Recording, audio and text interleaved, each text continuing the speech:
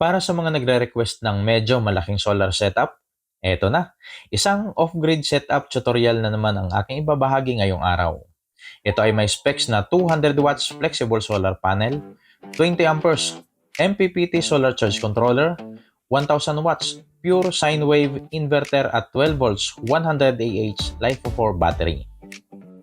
Ang ibang specs pwede baguhin depende sa power requirement at kadalasan ay depende sa availability at kung minsan naman ay kung ano ang kaya ng budget.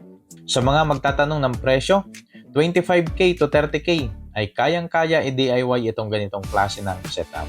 Siyempre, mas lalaki pa ang gastos mo kung ipapagawa mo sa iba. Kung interesado ka, tara, i-assemble na natin ito. Ang backboard hindi mawawala. Kalimitan, plywood ito para mas madaling magtornilyo. Solar charge controller ang una kong ipipwesto. Meron lang itong 4 na tornilyo. Hindi naman kabigatan ang device na ito pero ang mahalaga ay matibay ang pagkakasabit nito.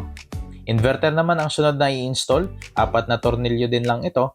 Paano nga ba pumili ng inverter na gagamitin? Simple lang. Ang una mong i-consider ay kung ano ang load na paggagamitan mo. Ito ba ay ilaw, TV, electric fan, refrigerator, at kung ano pa. Kung nais mo naman ay smooth at clean power, mag-pure sine wave ka. Mas mahal nga lang.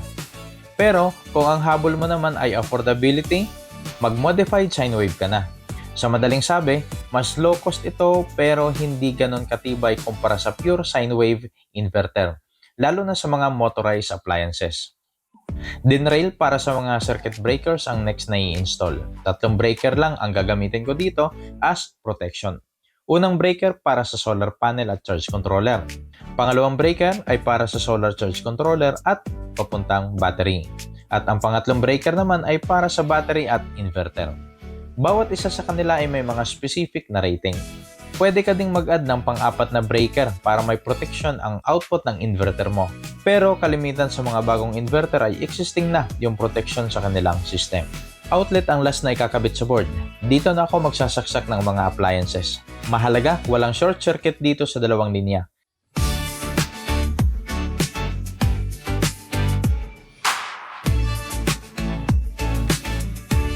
Isaksak ko na din ito sa inverter.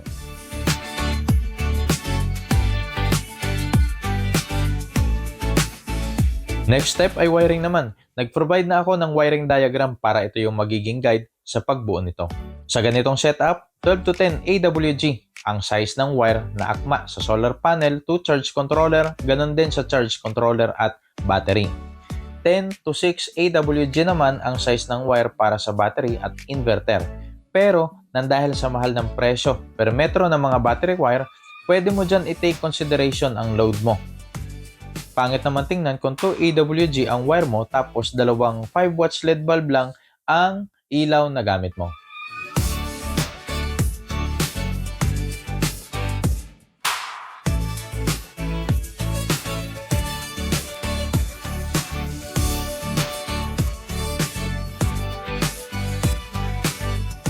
Eto na, para nagpintuhan lang tayo.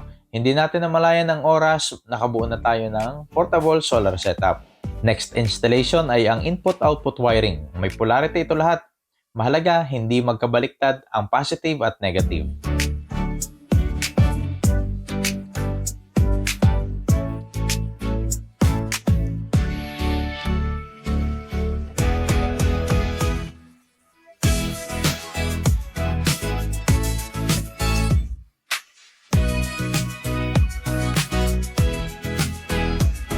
Tara sa labas, setup na natin. Sa mga magtatanong ng size ng 200 watts na flexible solar panel, almost 53 inches by 30 inches ang dimension nito. Ito na yung actual setup at wala pang isang minuto na install na agad ni Deb at ready to charge na rin.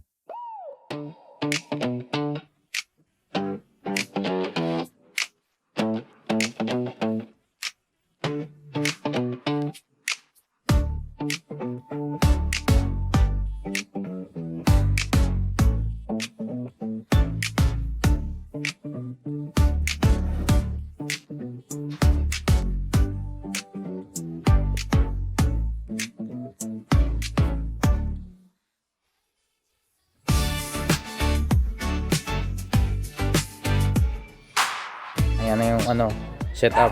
Sige, bukas mo na yung battery.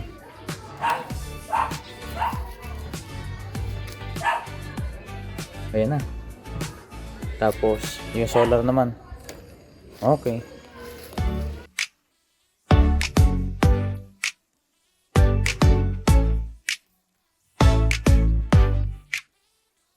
Matapos ang ilang oras ng charging, eto na, testing time. Pwede ka na mag-TV. Mga ilaw, pwede mo na din i-connect sa ganitong setup. Tara, electric fan tayo. Sa ngayon, estimated nasa 150 watts ang load natin. Kayang-kaya, no? Gaano nga ba katagal malobat itong ganitong setup? Base sa estimation, kung meron kang 200 watts na continuous load, aabot lamang ito ng 4 to 5 hours. Bitin pa din, no? Pero, kung ilaw at electric fan lang naman ang gamit mo, at nag-a-average ka lamang ng 100 watts na power usage, aabot na din ito ng 10 hours. Survive ka na dito magdamag. Sa 100 watts na power usage, 2 to 3 electric fan na yun. Kung nagustuhan mo ang video na ito, follow for more.